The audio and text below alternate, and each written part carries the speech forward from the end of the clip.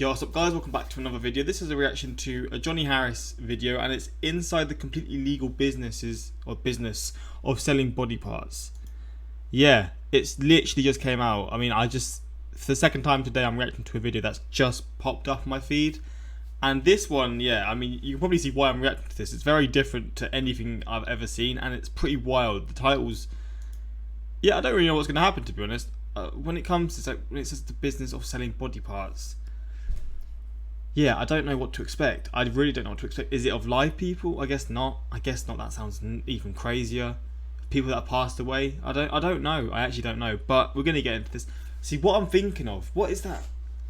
What is that drug? It's gonna get a bit conspiracy theorist here. What's that drug or that thing that they take out of like young babies and they give it to the people in like Hollywood and stuff? I don't know what it's called, but like it gives them like a new lease of life, or it just gives them, it makes them look younger, it makes them more energetic. I don't know if that, there's one that's not that bit is similar, but then there's one, I don't know what it's called, I'm probably talking out my ass.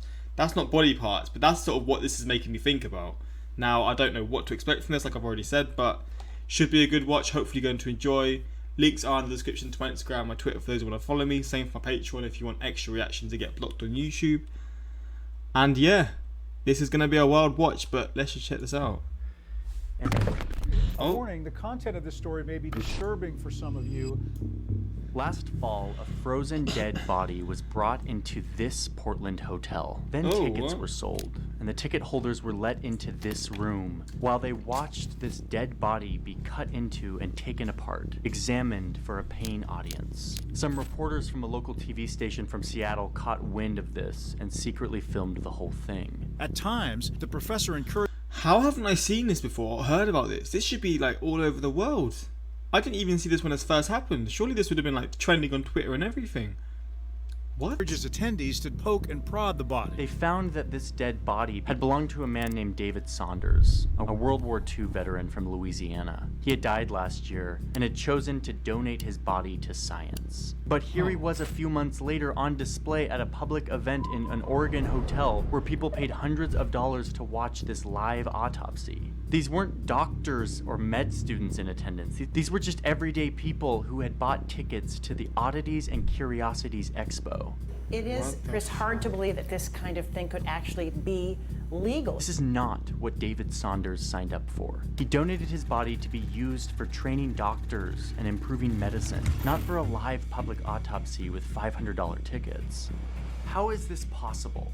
How can someone just purchase a dead body? When it comes to bodies, some critics have called it the Wild West out there, that there really are no rules. I got really curious about this industry, and I wanted to dive in and understand what is going on here. As usual, it turned into kind of a deep dive. Suddenly I was digging through documents, and suddenly I'm looking into the details of organ transplants and cadavers and funeral homes. And what I learned through all of this is that once you're done with your body, there is a thriving market of people who want to get their hands on it.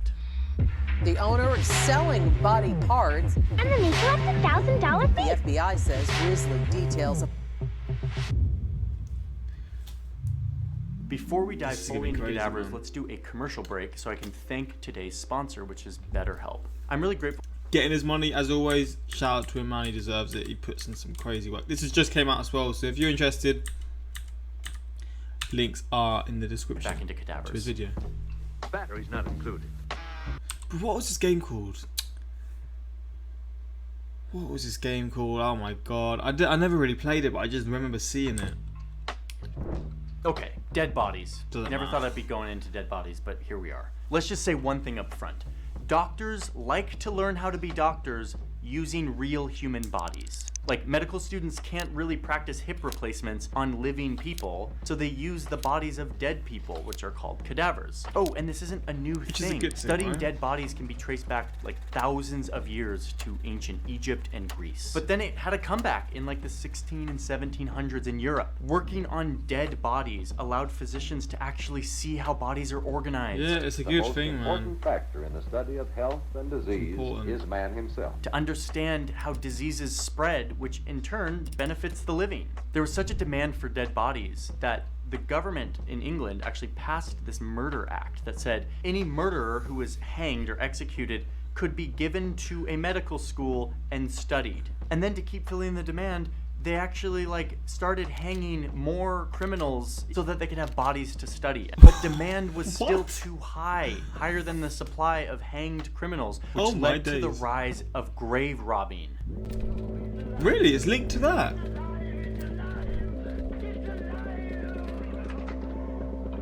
See, this is crazy. Grave robbing, man. When I learned about this in school, it was one of the wildest things, man. People like digging up people's graves to get their valuables. Bruh, that is nuts. People were robbing graves in the name of science, and it was seen as a big problem. But then again, there's this... They were literally robbing people's bodies from graves. I'm just thinking about taking their like belongings and stuff, but oh my days, what? Tension here, which is like they're using these bodies to learn, to like understand how to do medical procedures, and that's better for humans. They eventually expanded the law to say anyone who was unclaimed, didn't have family come claim them, could be used as cadavers. But even still, during the 16, 17, and 1800s, when all of this medical progress is happening, the demand for cadavers totally outstripped the supply. There was not enough dead bodies. And then in the 1960s, America is like, wait a minute, did someone say supply and demand? I smell a free market. Why don't we just give people the option to donate their bodies so that we don't have to just wait for criminals and unclaimed people? And some people were like, yeah, but now we have these synthetic models that are really good and they're just like bodies, so we don't actually need real bodies. And the doctors were like, no, there's nothing like it. There's no replacement. So thus begins the era of body donation. Wait a minute, is this the same as being an organ donor? The answer is no. I'm an organ donor. I mean, this is my driver's license. And when I got my driver's license when I was 16, I checked the box. I want to be an organ donor. If someone needs a heart transplant or a kidney and I suddenly die of an accident, I'm totally down with giving my heart to somebody else so that they can live. Absolutely. But it turns out that organ donation and giving your body over to science are two totally different things. Okay, so we have two categories here. One is the transplant category, which is like the organ donation. It means removing body parts that are going to be put back into another living person. This is what I opted for by becoming an organ donor on my driver's license. Let me just play out the scenario of how this works using my friend Sheila. Sheila is from Texas. She was in a bad accident and had a traumatic brain injury. She's currently in the hospital on life support and has zero brain activity. The hospital kind of knows where this is going, and so they call a company called an organ procurement company, an OPO, and they tell them that, hey, Sheila's gonna die soon. The OPO company verifies that Sheila is on the organ donor list. They quickly connect with her family to tell them that they will be honoring her wishes by donating her organs once she passes. And then the company asks Sheila's family if they would also allow her tissues to be donated. And the family inevitably responds with, tissues? What do you mean? And they explain that in addition to her organs, they could also use her skin, her bones, her eyes to help with all kinds of medical devices and treatments. They tell Sheila's family that one tissue donor can heal the lives of more than 75 people. So the family agrees. Once Sheila dies, her heart, lungs, liver, pancreas, intestines, kidneys are all removed, put on ice, and sent all around the country to hospitals where people are in desperate need of organs to stay alive. They've been sitting on a waiting list for months or even years, and today is their day, thanks to... Isn't it crazy that ice can mean you can transport it all these distances? It's crazy. Like, surely, like, they're... Like, if you put a heart on ice and then obviously you give someone a heart transplant, like, I can't understand how that would, like... Oh, it's crazy. Science and like medical science is nuts, man. How this is all possible. It's crazy, man. Like how you can then give this heart when it's been frozen, all the stuff that's been not functioning for however long, and you put it in someone's body. Like, how long do you defrost it for? Like, do you have to put it in the oven to defrost it? No, I'm joking, but like it's wild, man. It's crazy that, I mean, it shows the medical science of it as well. Sheila and her donation of her organs. Oh, and this happens really fast, like within hours, because these organs can't stay alive outside of a body for long. Then they take out her tissues. Her heart valves are sent to a nearby hospital to help people with heart defects. Her skin is sent to Iowa to help reconstruct a child's cleft palate. Her corneas are sent to an eye bank in Louisiana to help restore eyesight. And some of her body fat tissue is sent to California to be made into injectable lip fillers That's not saving lives. What? But yeah, that's a part of this too. Anyway, back to Sheila. After all What? of her organs and tissues have been taken out of her and sent around the country, she gets stitched up and returned to her family, where they can then bring her to a funeral home and prepare her for her funeral. Honestly, it's a modern miracle that we can even do this. It saves tons of lives Yeah. every year, and I'm totally down with Sure, being an man. organ donor. Not really into my fat being used as lip injections, but whatever. I'm down with the system. Now Yeah, I that wanna- is pretty wild, man. And imagine being someone who's had that. Like, it must be kind of weird that you're having someone's fat put into your lips. Someone who's just passed away. Someone's fat. That's mental. talk about the other category, Yeah, the that's what it is. non-transplant industry. This is the one that I've been thinking a lot about lately, and that I had no idea existed until I started diving into this video. Let me explain how it works on this side of things, and I'll do so with my friend Sean. These are not real people, like Sheila's not a real person, Sean is not a real person. These are invented characters in the name of explaining this process. Thank you for your concern. Sean lives in Arizona. He's at the end of his life and he's at a hospice care. One day, someone shows up to the hospice. They are from a non-transplant anatomical donation organization, or a NADO, or I'm just gonna call it a body broker. Body broker person approaches Body Sean broker. and pitches this idea that Sean could donate his body to science. Sean responds with, "Oh, you mean like becoming an organ donor? I'm already an organ donor," says Sean. "Kind of," says the body broker guy, "but kind of different." They explain that Sean can leave a lasting legacy with his anatomical gift that will train future doctors. These are real marketing terms that body brokers use. Oh, and best of all, Sean, there's no cost in donating. In fact, the company will pay for a cremation so that he doesn't have to. This is starting to sound really good to Sean. He likes the idea of donating his body to science, and he's very aware that his family doesn't really have the money to pay for a proper funeral, which can cost like $6,000 to $10,000. All that can be covered by this body broker, so he's into it. Sean signs the papers, tells his family, "Hey, I'm not gonna get buried, I'm gonna donate my body to science." A few weeks later, Sean dies, and the body broker that Sean signed with comes and picks up his body. They bring it to his facility where they properly embalm it, and then they take it apart. Sean is now a cadaver, a former body that exists now in a dozen or so parts that sit in a freezer and are shipped around the country and world for a variety of purposes. His head is rented to a university in Pennsylvania where Rented? medical students are studying neuroscience. It is then returned and rented again to a university in Ecuador for the same purpose. Sean's foot is then rented to a medical device company that makes screws and plates for ankle surgery. The company has a new product, a metal plate, that they want to show off to surgeons. So they send Sean's foot to a medical conference in Las Vegas, where they fly a surgeon out, first class, and pay him to demonstrate how this new device, this plate, works on Sean's foot, a real cadaver specimen. They want the surgeons to buy the plate. His arm is then sold to another medical device company in Idaho, where they're testing a product that helps with carpal tunnel. It's not approved yet, but they're doing all this R&D, and they use Sean's hand to run a few more tests so that it can be approved, go on the market, and make them money. His upper torso is sold to another medical device company that is hosting an all-inclusive event at a convention center in San Diego where they're showing off their new titanium sternum, something that they want surgeons to use. So they fly out all these surgeons. They give them food and drinks and accommodations. All of this paid for by the medical device company. Their hope is that these surgeons will have a good time, see the product being used on a real cadaver, and leave wanting to use that product in the next surgery. A new customer. Sean's remaining lower half is sold to the Department of Defense, the US military, and they use it in a US Army blast experiment where the US Army uses it to test What? the effects of a new bomb on human tissue, on a real fuck? human body. And after about a year and a half, what remains of Sean is cremated, and those remains His are fingers. sent back to the family. Here's my issue with this. Sean wanted to donate his body to science. I'm not sure he was exactly signing up to be the test subject for a multi-million-dollar medical device industry. But he was helping science, right? Medical devices are science. And his body was used by students at a med school. But did Sean know that that's what science was defined as? I mean, that body on that table in Portland being dissected at the Oddities and Curiosities Expo, that body was obtained through this market, through this system. Was that science? So this is why I feel a little uneasy about this. I don't think this is a bad, corrupt industry. I just think it has some problems. Okay, hold on. I'm gonna bring you over to my very messy desk so that you can look at a couple of documents with me.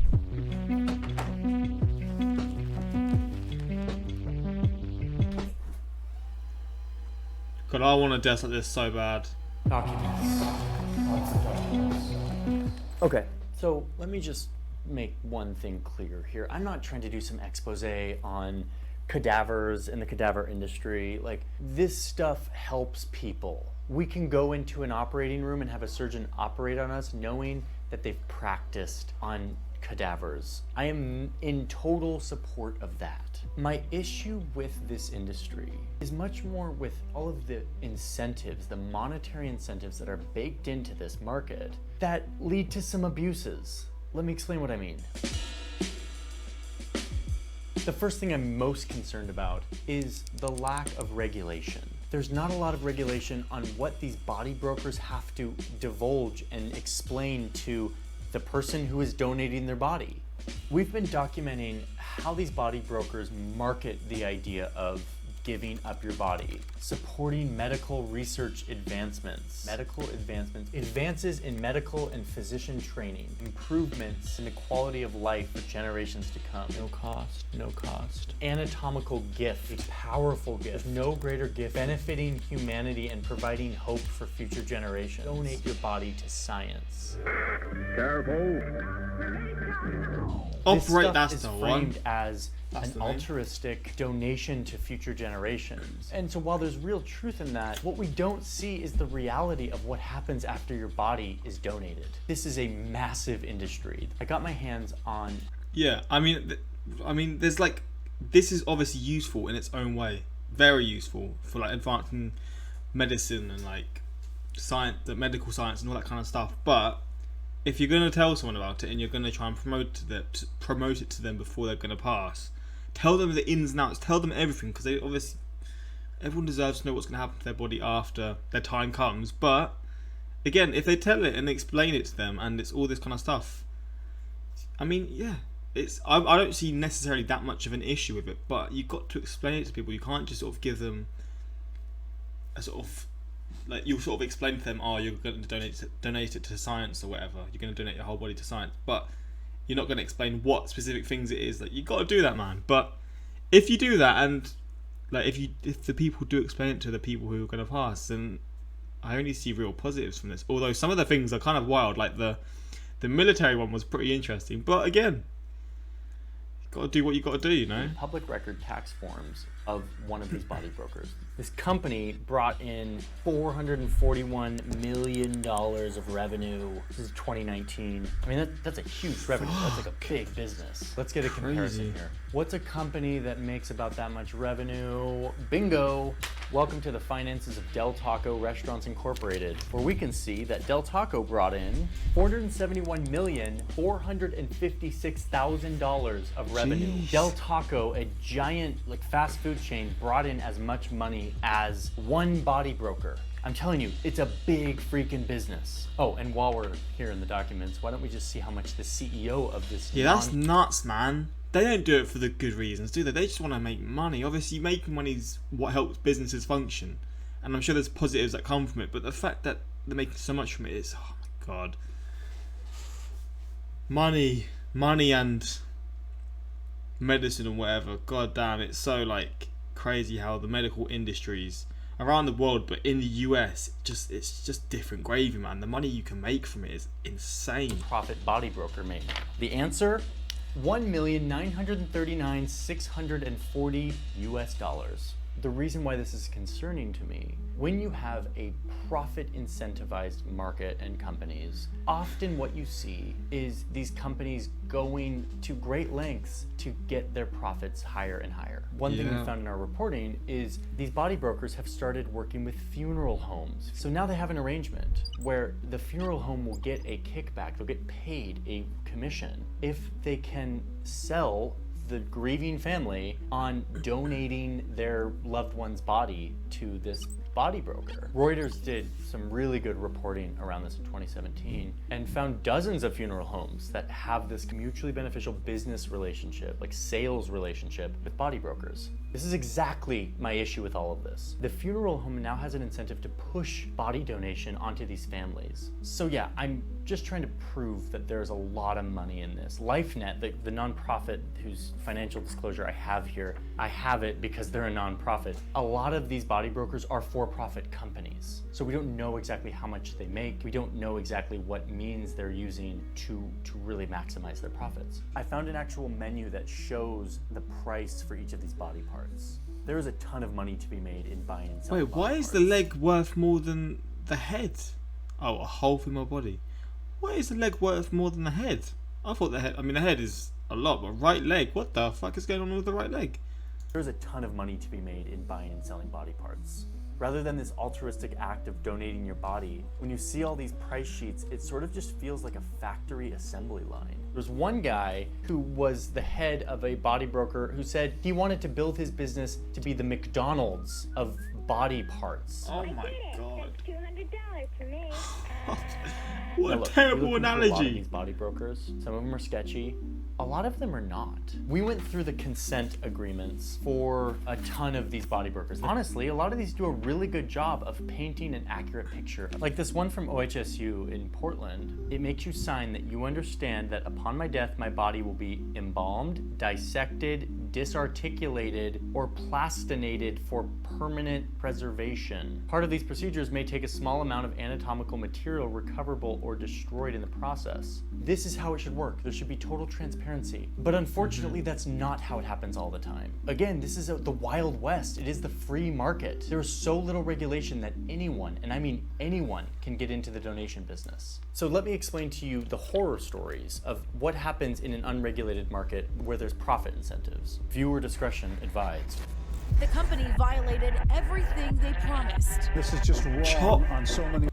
Human chop shop. Okay, this is about to get a bit grisly then. I mean, it's grisly already, but this is about to get a bit more intense.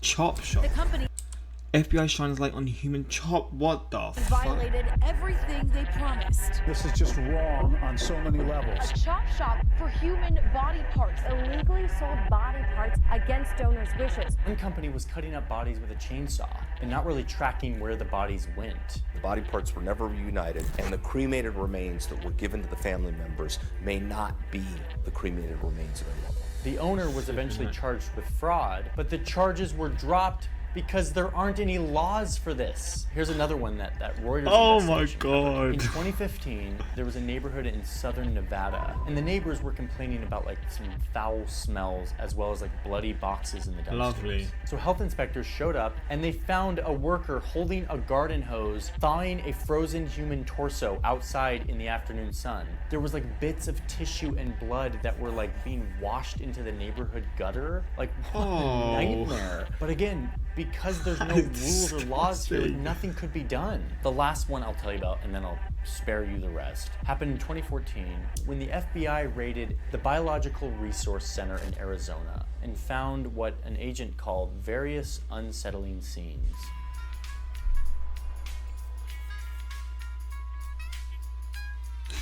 God damn. I think we in the US love a good supply and demand story. But we have built a market with the right incentives to create so much supply that we actually have an excess and we ship cadavers to other countries. Speaking of other countries, I put a call out on Instagram to all of you in the rest of the world that is not the United States, asking how you deal with cadavers. What's the culture around cadavers in your country? And I got some really cool responses. Leon from Croatia said that once the cadavers are done being used for research, the remains are buried in this famous, beautiful tomb.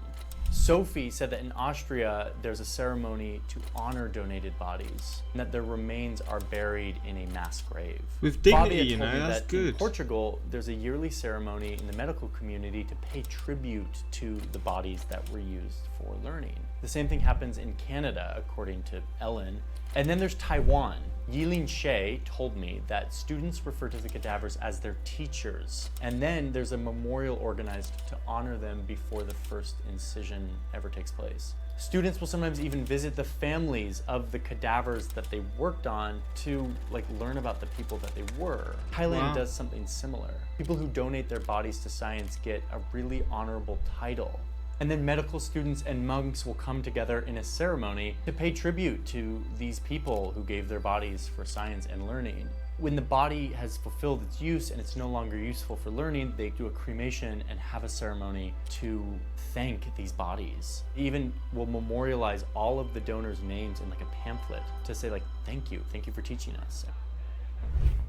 So, the question is this: should you be scared to donate your body? And the answer is absolutely not. In the beginning of this video, I talked about the situation of that World War II veteran being dissected in front of a paying audience. A horrible thing, but again, I hope I made it clear that sort of thing is not common. In fact, the body broker who rented this body for the event released a statement saying that they were deceived. Most body brokers, in my view, from what I've done in my reporting, are ethical and transparent and are respectful. But it's the few that take advantage of the lack of regulation that I think calls for more attention from the government so that people can actually feel confident in donating their bodies and knowing that they're gonna go to actually advancing scientific research and products. I did it. That's $200. It's Operation the Wacky Doctor's Game, where you're the wacky doctor. So, if I were thinking about donating my body to science, what I would do is go to a university and say, hey, do you have a program where someone can submit their body to be used in your research? And if they do, you can be guaranteed that your body will be used to train medical students. If you do decide to donate through a for-profit company, look to see if that company has been certified by the American Association of Tissue Banks, which often means they've been vetted. They're not just like some rogue profit-seeking person. In fact, if you want to go onto the website of this association, you can find a body broker that is accredited. Also, read the documents. All these disclosures have a bunch of fine print on how your body will be used if you donate it. Oh, and I just want to say one last thing about organ donation, which is different than full body donation. Only 2% of registered organ donors like me end up successfully donating their organs, because the only way that they can get my organs out and get them transplanted into somebody else is if I die in a hospital on a ventilator. That is why only 2% of organ donors actually get their organs. I didn't know that. So it's really important that if you want to be an organ donor, you make sure you are signed up. There are 100,000 people right here in the US right now who are waiting for a transplant. And the more donors there are, the more likely they will find a match. I'm gonna put links to resources where you can learn more about organ donation and whole body donation, as well as really good reporting by Reuters and the LA Times and others on this topic. A human body represents a life, and it deserves to be treated with respect, no matter if it's donated, cremated, or buried. My hope in making this video is that you'll better understand what this industry looks like, why it exists, why it needs to be regulated, and maybe you'll consider participating in it, because I do believe that donating your body to science can help improve our world. And honestly, once my body dies, I'm kind of totally down with it having a renewed purpose. I just want to know what that purpose is and how it will be used. The thought of like, obviously you pass away and then your heart gets transplanted to someone else. Like, it's kind of wild, isn't it? And then say, this is, I don't know if this is even possible, but say you pass away and then you donate your organs, and let's just say your lungs get donated to someone else and then they pass after a few years, but the lungs are still good, I guess. Can that then be donated again? And then like, how long can it be before like it's not going to work? I guess maybe it's just one donor, right? Because I mean, I don't know, maybe not. I wonder how that works. But yeah, this is a really good video. Again, it's just been posted, so there's no comments. Well, let's just refresh it. What a start. I'm lucky enough to have been born in a relatively wealthy country to a relatively wealthy, or at least comfortable family. So I'll never be able to understand how difficult it must be to sell your body organ just to be able to. Yeah, that's crazy, man. But yeah, wild video. Hopefully you enjoy this one. And yeah, until next time, like, subscribe. Peace.